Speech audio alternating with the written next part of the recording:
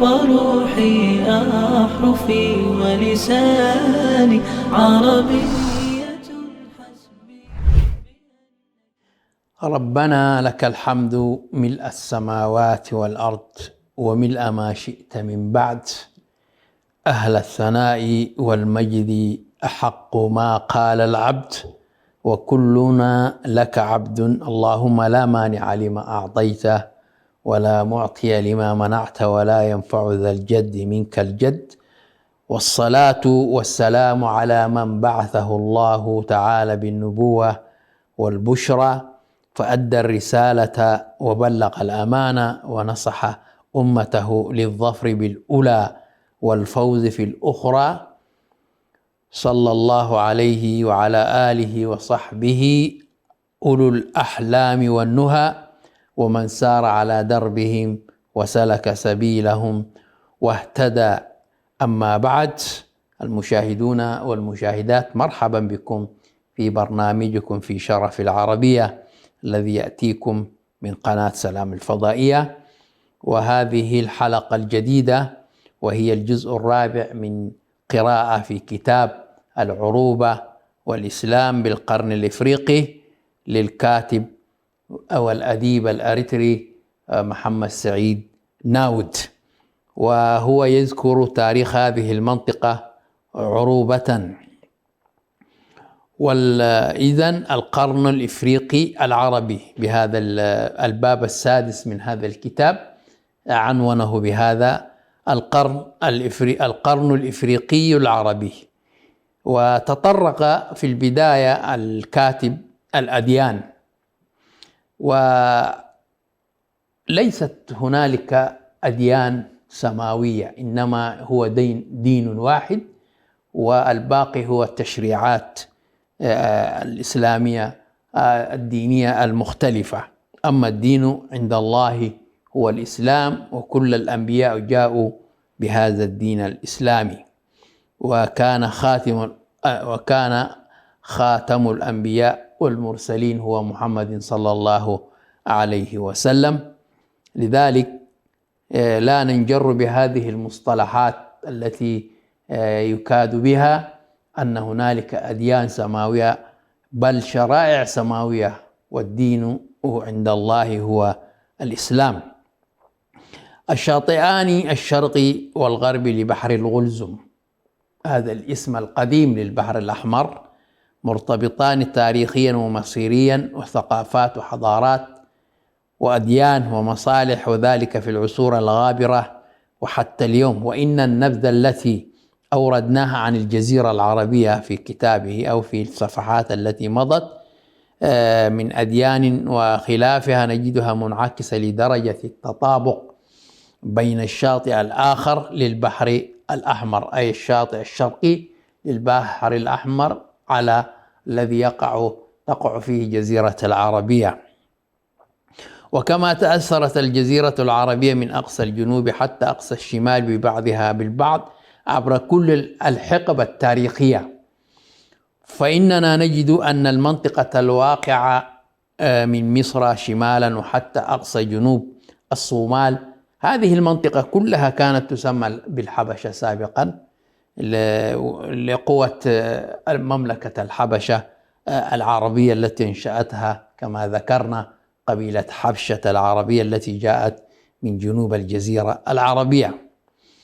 وهذا لم يكن أمرا مستغربا، خاصة إذا وضعنا في الاعتبار الهجرات المتتالية من الجزيرة العربية باتجاه هذه المنطقة، والتي أخذت مسالك متعددة، أبرزها باتجاه الموانئ التي لعبت دورا هاما في تاريخ، مثل عزاب، سواكن، مصوع، زيلع، بربرة، مغديشو. هذه الموانئ البحرية، لأن التنقل في ذاك العهد كان تنقل بالبحر بالسفن وهكذا.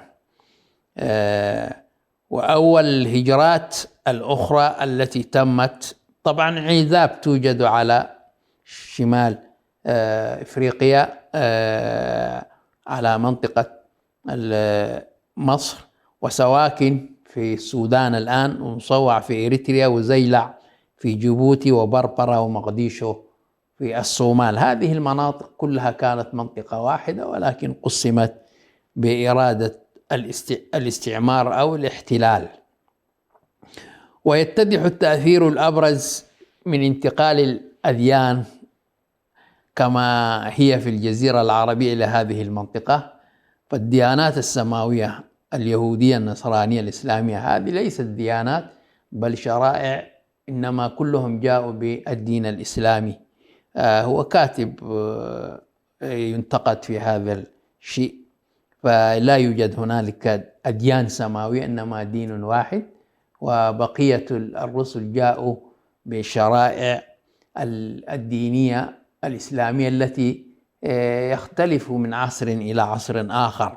ويتضح التأثير الأبرز من انتقال الأديان كما هي في الجزيرة العربية إلى هذه المنطقة. فالديانات السماوية اليهودية والنصرانية والإسلام كما ذكرنا هذه كلها شرائع دينية سماوية وليست ديانات، إنما الدين الوحيد هو الدين الإسلامي. كلها نزحت مباشرة إلى هذه المنطقة من الجزيرة العربية. وقبل هذه الديانات أيضا الوثنية التي كانت في قبائل قريش من اللات والعزى ومناة الثالثة الأخرى، كانت لدى سبأ وحمير والحجاز من بعدهما، هي الوثنية. ومتى دخلت الوثنية إلى إفريقيا أو إلى شرق أفريقيا، حلت ديانة السبئيين أقعازين محل الديانات القديمة للأقوام الكوشية التي كانت تقدس أنواع معينة من الأشجار والمياه والثعابين كالبجة. كانت ديانتها ديانة وثنية، لأنه لم يتطرق إليها الديانات الأخرى، أو لم تدخل على الإسلام إلا بعد دخول الإسلام إلى شرق أفريقيا. وكان سكان جنوب الجزيرة العربية يعبدون الشمس والقمر والكوكب الزهرة والآثار القديمة في مطرة وقحيطو هذه موجودة في المرتفعات الإريترية في محافظة أكلوغيزاي بإريتريا، تشير إلى عبادة الإله عستر إله الزهرة. وقد اشتقت كلمة عستر بلغة التيغري من هذه الكلمة، وتعني السماء، كما عبدوا إله البحر وإله مدر، أي إله البحر وإله الأرض. مدر معناها الأرض، من بيت وبر ومدر. فهنا وكلها آلهة وثنية كانت تصنع لها التماثيل في جنوب الجزيرة العربية. انتقلت هذه الأشياء إلى الهضبة الإريترية مع النازحين الساميين، كما وجدت الحفريات في عدوليس تاريخية الواقعة جنوب ميناء مصوع معبدا للإله عستر، وهو أحد آلهة الجنوب العربي أيام حمير. من المعروف وقبل ظهور الإسلام كانت الوثنية تعم الجزيرة العربية، وكذلك مصر والنوبة والبجة وحتى أكسوم، لكن النصرانية وعبر الرومان تمكنت من المصريين والنوبة وأكسوم، وظلت الحجاز والبجة على وثنيتهم حتى ظهور الإسلام الذي جاء به النبي محمد صلى الله عليه وسلم، واعتنقته قبيلة قريش. وإن الحبشة كانت بدايتها وثنية يقدس أهلها النجوم والشمس والقمر، ثم عبدت آلهة السبئيين بعد غزو هؤلاء للهضبة واستيطانهم فيها، ثم دخلتها شريعة موسى، ثم تنصرت ودخلها الإسلام بعد ذلك. ولكن بمرور الأيام تكونت التكتلات البشرية الدينية. نحن ما زلنا في قراءة كتاب الإسلام والعروبة بالقرن الإفريقي للأستاذ الأديب المؤرخ محمد سعيد ناود.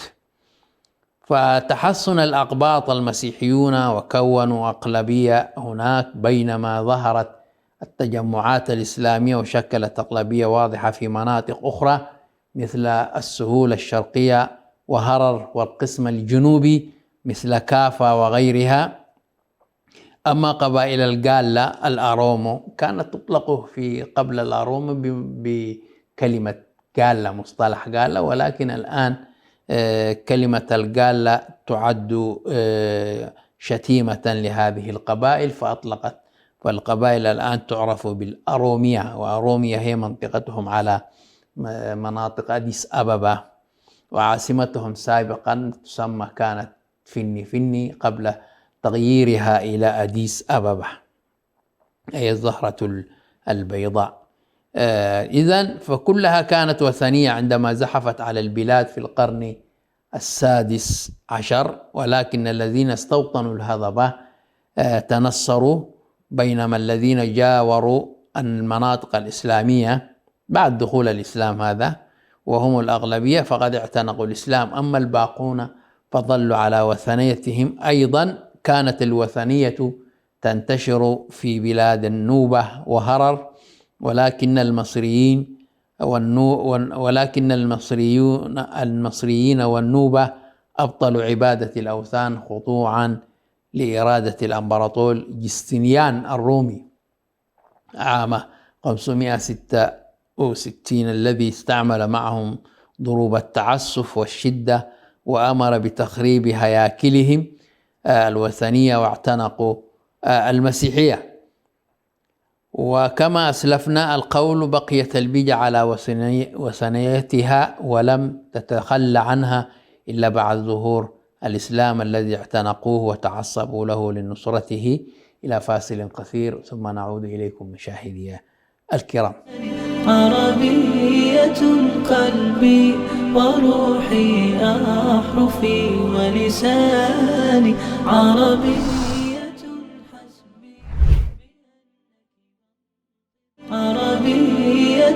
قلبي وروحي أحرفي ولساني، عربية. أهلا ومرحبا بكم مرة أخرى مشاهدي الكرام، وما زلنا في هذه الحلقة التي بعنوان القرن الإسلام والعروبة بالقرن الإفريقي للكاتب والأديب الإريتري محمد سعيد ناود رحمه الله، وهو يتكلم على دخول الديانات السماوية والشرائع السماوية التي دخلت إلى الحبشة، وتكلم عن النصرانية وتكلم عن الوثنية، والآن في هذا الباب كذلك باب الخامس يتكلم عن اليهودية.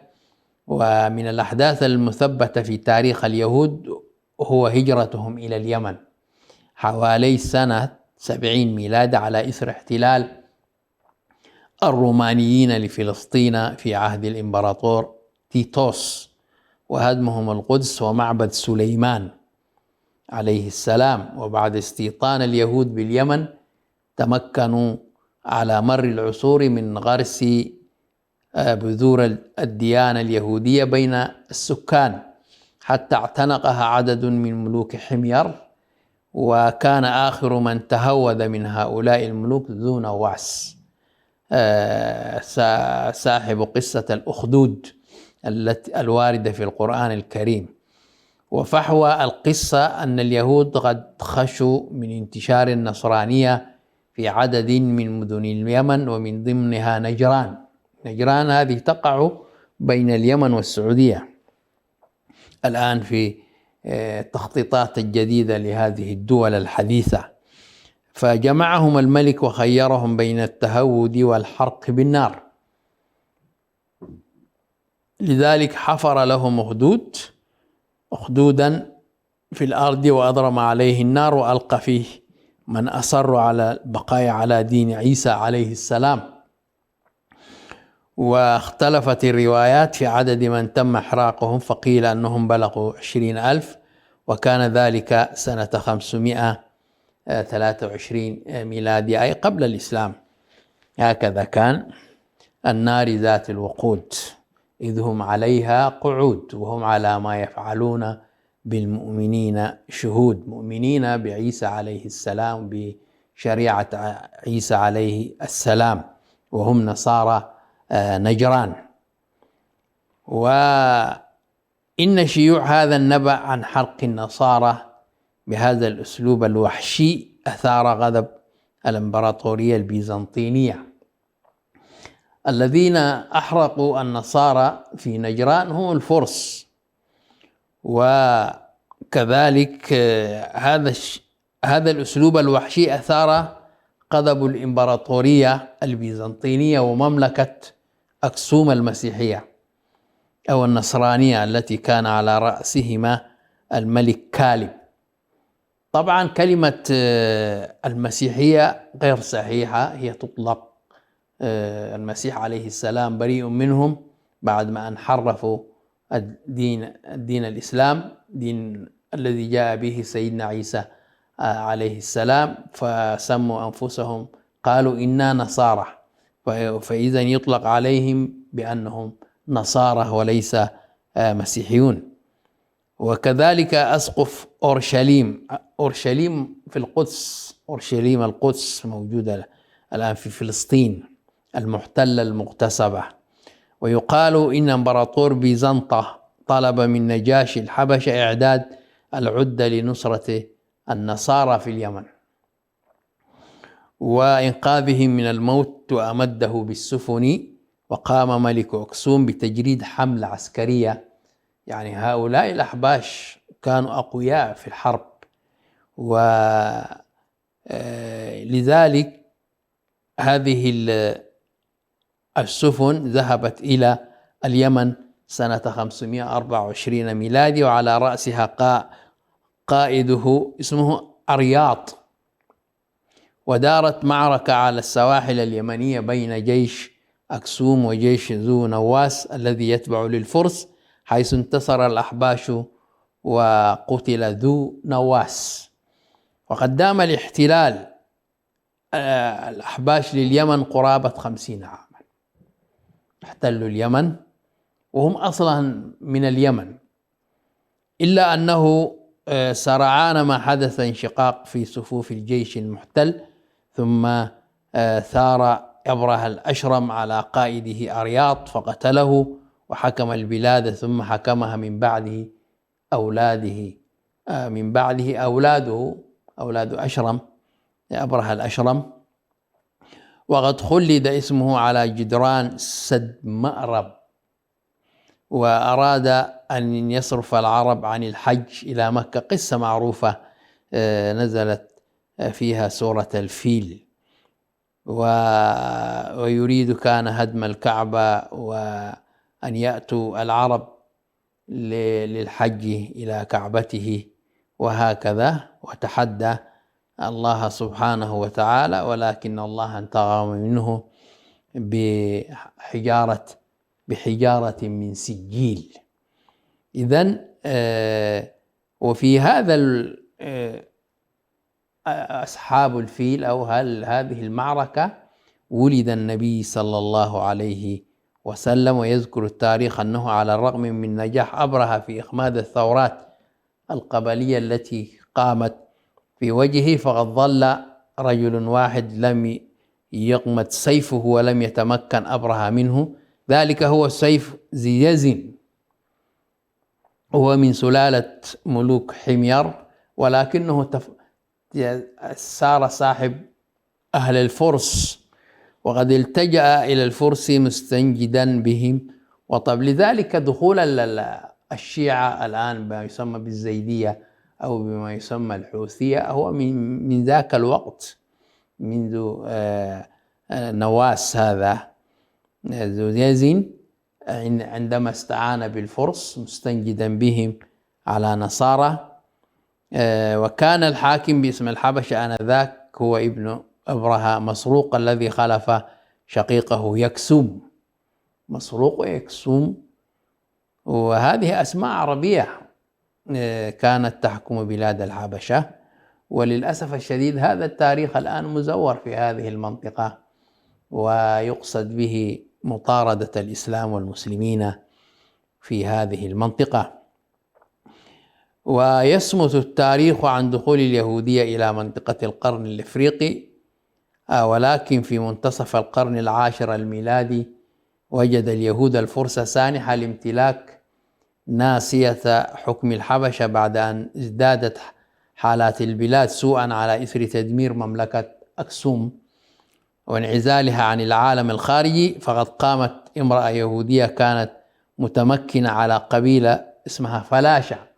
هذه القبيلة الموجودة الآن في إثيوبيا، ورحلت إلى في الثمانينات أو في نهاية الثمانينات أو في وسط الثمانينات إلى إثيوبيا، وتسمى قبائل الفلاشة اليهودية من عنصر الأجو، قبيلة اسمها الأجو، وهي قبيلة الفلاشة يهودية في منطقة سمين الواقعة شمال غرب الحبشة، وهي منطقة نفوذ يهودي منذ عصر قديم. ويطلق على هذه الملكة اسم جوديت أو أستير. هذا الاسم موجود ما دام أستير. وزحفت على رأس ثورة اليهود، تساعدها جموع من قبيلة ساقاو، وهم فروع من أجو الكوشيين ليسوا عرب. وقامت الملكة بوديت أو جوديت وغزت البلاد، حيث أحرقت المدن وخربت الكنائس واستولت على مملكة أكسوم، هذا قبل الإسلام. وقامت بذبح كل الثوار النصرانيين الذين كانوا يتحصنون في قلعة دامبو، ونصبت نفسها ملكة على الحبشة، واشتهرت أسرتها بأسرة زاغاوي، حيث حكمت هذه الأسرة البلاد نحو 3 قرون بعد أن اعتنق ملوكها بعد ذلك النصرانية. وأشهر ملوكها لابيلا الذي أسس الكنيسة المشهورة المنحوتة في جبل لاستا، والتي لا تزال باقية حتى اليوم كقطعة أثرية جميلة. انتهى حكم هذا البيت على يد يكون أملاك الذي أنشأ ما يسمى بالبيت السليماني، والذي ينتسب إليه هيلة سلاس إلى سليمان الحكيم، وذلك في عام 1270 ميلاد، بعد أن تعاون معه الأب تكالي هيمانوت نظير منح الكنيسة ثلث الأرض في البلاد. أما اليهود الفلاشة فقد انحصر وجودهم في مرتفعات سمين، ولم يكن لهم أي دور أو تأثير بعد ذلك، وقدر عددهم ب60,000، وهم الذين قامت إسرائيل بتهجيرهم تهجير الأغلبية الساحقة منهم إلى فلسطين المحتلة في عهد منغستو هيلي مريم بالتعاون مع الرئيس السوداني السابق جعفر محمد نميري. رحلوا من إثيوبيا عبر مطار الخرطوم إلى تل أبيب، هذه البلاد المسلمة المغتصبة فلسطين. ومتى دخلت إذن النصرانية أو المسيحية، هذا المصطلح الشائع والخاطئ، نقول النصرانية دخلت إلى منطقة القرن الأفريقي في وقت مبكر، وقد كان تأثيرها كبيرا، حيث قامت ممالك مسيحية أو ممالك نصرانية كان لها دورها الكبير في المنطقة. ومن المعروف أن تاريخ النصرانية دخول إلى مصر في عهد الإمبراطور نيرون، ومن المشهود أنها دخلت على يد القسيس مرقس، لذلك نجد هذه الأسماء موجودة في نصارى مصر أو الأقباط، مرقس، القسيس مرقس. كما أن الحبشة اعتنقت النصرانية على يد القس السوري الذي جاء إلى الحبشة وأدخل النصرانية قبيل منتصف القرن الرابع الميلادي، ما بعد أكسوم والنصرانية بالحبشة. يقول صاحب الكتاب الإسلام والعروبة بالقرن الإفريقي الأستاذ محمد سعيد ناود، الباحث والمؤرخ والأديب الإريتري رحمه الله: تحدثنا في مكان آخر عن مملكة أكسوم والأدوار الهامة التي لعبتها في تاريخها وحروبها. إذن تكونت من هذا التمازج خلال القرون الثلاثة بعد تدمير أكسوم عناصر جديدة طورت لها لغة خاصة بها سميت بالأمارية، هي خلاف التجرينيا ولكنها تكتب بالحرف الزي أو المسند العربي. إلى حلقة جديدة ألقاكم بإذن الله تعالى، استودعكم الله، السلام عليكم ورحمة الله وبركاته. عربية حسبي بأنك منطقي وبياني، عربية قلبي وروحي أحرفي ولساني، عربي